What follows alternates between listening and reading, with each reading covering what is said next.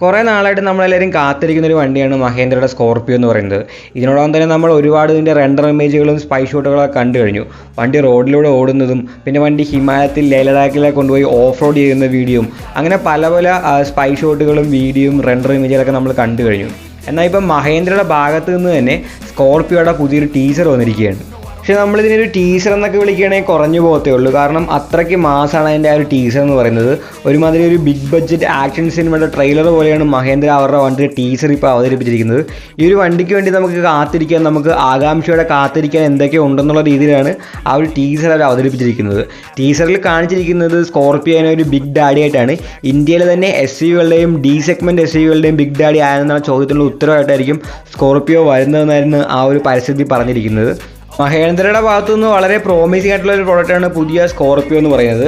ആ ഒരു സ്കോർപ്പിയോയുടെ ആ ഒരു പഴയ സ്കോർപ്പിയോയുടെ തനിമയൊന്നും ചോർന്നു പോകാത്ത ആ ഒരു പുതിയ പ്രോപ്പറായിട്ടുള്ള ഒരു SUV തന്നെയായിരിക്കും ഈ ഒരു പുതിയ സ്കോർപ്പിയോ എന്ന് പറയുന്നത്.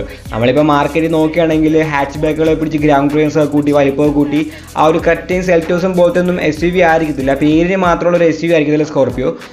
ആ ഒരു പഴയ പോലെ തന്നെ പ്രോപ്പറായിട്ടുള്ള SUV ആയിരിക്കും പുതിയതായിട്ട് വരുമ്പോഴും. ഇതിനോടൊപ്പം തന്നെ നമ്മൾ ഒരുപാട് റെൻഡർ ഇമേജുകളിൽ നിന്നും സ്പൈ ഷോട്ടുകളിൽ നിന്നും വണ്ടിയുടെ ഡിസൈനൊക്കെ മനസ്സിലാക്കിയിട്ടുണ്ടെങ്കിലും നമ്മൾ ആ ഒരു ടീസർ നോക്കുന്നത് വണ്ടിയുടെ ഗ്രില്ലെന്ന് പറയുന്നത് SUV 700യുടെ സെയിം തന്നെയാണ്. ആ ഒരു വെർട്ടിക്കലായിട്ടുള്ള കോളം സ്ട്രിപ്പൊക്കെ ഉള്ള ആ ഒരു സെയിം ഗ്രില്ല് SUV 700യുടെ സെയിം ഗ്രില്ലാണ് സ്കോർപ്പിയോയിലും വരാൻ പോകുന്നത്. പിന്നെ ഡ്യുവൽ ബാരൽ LED പ്രൊജക്റ്റഡ് ഹെഡ്ലൊക്കെ വണ്ടിക്ക് കൊടുത്തേക്കുന്നത്. LED ഫോഗ് ലാമ്പും കൊടുത്തിട്ടുണ്ട്. പിന്നെ വണ്ടിയിലൊരു ആ ഒരു ഗ്രില്ലിനും വണ്ടിയുടെ അടിയിൽ ബമ്പറിലൊക്കെ ആ ഒരു ഹണികോം പാറ്റേണാണ് കൊടുത്തേക്കുന്നത്. ആ ഒരു ബമ്പറിൻ്റെ അടിഭാഗത്തായിട്ടാണ് വണ്ടിയുടെ ഡേ ടൈം റണ്ണിങ് ലാമ്പ് കൊടുത്തേക്കുന്നത്. അതൊരു LED DRL ആണ്, ഒരു C ഷേപ്പുള്ള LED DRL വണ്ടിക്ക് കൊടുത്തേക്കുന്നത്. പിന്നെ വണ്ടിയുടെ വീല് നോക്കുകയാണെങ്കിൽ ഒരു ഡ്യുവൽ ടോണുള്ള അലോയ് വീലാണ് വണ്ടിക്ക് കൊടുത്തേക്കുന്നത്. ഈ ഒരു ടീസറിൽ നമുക്ക് വണ്ടിയുടെ ഇൻറ്റീരിയേഴ്സും വണ്ടിയുടെ റിയറൊന്നും കാണാൻ പറ്റുന്നില്ല. എങ്കിലും വണ്ടിയുടെ റിയറിൽ വന്നേക്കുന്ന ടെയിൽ ലാമ്പ് എന്ന് പറയുന്നത് ഒരു വെർട്ടിക്കലായിട്ടുള്ള ടെയിൽ ലാമ്പ് ആയിരിക്കും. നമ്മൾ ആ ഒരു സ്പൈ ഷോട്ടിലൊക്കെ കണ്ടായിരുന്നു. അതുകൊണ്ട് വണ്ടിയുടെ ഇൻറ്റീരിയേഴ്സ് നോക്കുകയാണെങ്കിൽ ഒരു ബ്ലാക്കും ബ്രൗണും ചേർന്ന തീമിലാണ് വണ്ടിയുടെ ഇൻറ്റീരിയേഴ്സ് വന്നേക്കുന്നത്. 6 സീറ്റ് കോൺഫിഗറേഷനിലും നമുക്ക് 7 സീറ്റ് കോൺഫിഗറേഷനിലും വണ്ടി കിട്ടുന്നതായിരിക്കും. ഒരു സിംഗിൾ പ്ലെയിൻ സൺപ്രൂഫ് വണ്ടിയിൽ കൊടുത്തിട്ടുണ്ട്. 8 ഇഞ്ചിന് ടച്ച് സ്ക്രീൻ വണ്ടിയിൽ വരുന്നുണ്ട്. വയർലെസ് ചാർജിങ് ഉണ്ട്.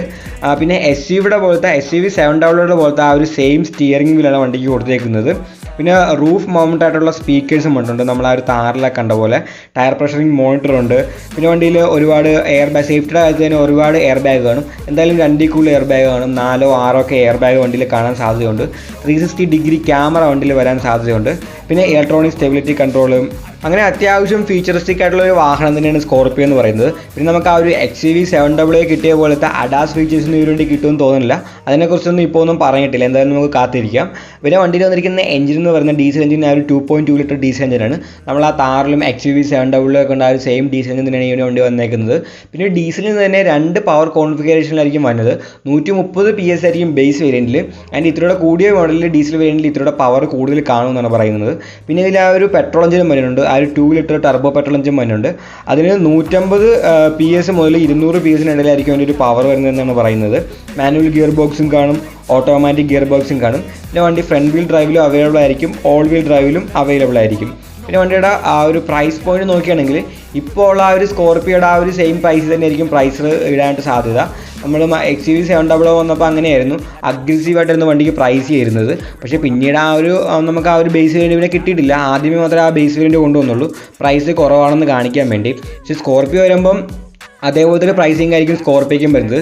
ചിലപ്പോൾ ഒരു 10 ലാഖിലൊക്കെ പ്രൈസ് സ്റ്റാർട്ട് ചെയ്യുന്ന സാധ്യത. പക്ഷേ ആ ഒരു 10 ലാഖിൻ്റെ മോഡൽ നമ്മൾ XUV 700 പോലത്തെ ആദ്യമേ കൊണ്ടുവന്നിട്ട് പ്രൈസ് കുറവാണെന്നുള്ളതിനെ കാണിക്കാൻ വേണ്ടി കാണിച്ചിട്ട് കുറച്ച് നാൾ കഴിയുമ്പോൾ ഡിസ്കണ്ടിന്യൂഡ് ആകുന്ന അല്ലെങ്കിൽ ആർക്കും കിട്ടാത്തൊരു മോഡലായിട്ടായിരിക്കും ആ 10 ലാഖിൻ്റെ മോഡൽ വരാൻ പോകുന്നത്. എങ്കിലും ഇപ്പോൾ ഉള്ള ആ ഒരു സ്കോർപ്പിയോയിൽ നിന്ന് വലിയ വ്യത്യാസമൊന്നും ഇതിൻ്റെ പ്രൈസിൽ വരത്തില്ല. ഈ ഒരു വീഡിയോ നിങ്ങൾക്ക് ഇഷ്ടപ്പെട്ടെങ്കിൽ ലൈക്ക് ചെയ്യുക, നിങ്ങളുടെ അഭിപ്രായങ്ങൾ കമൻറ്റുകളായി രേഖപ്പെടുത്തുക.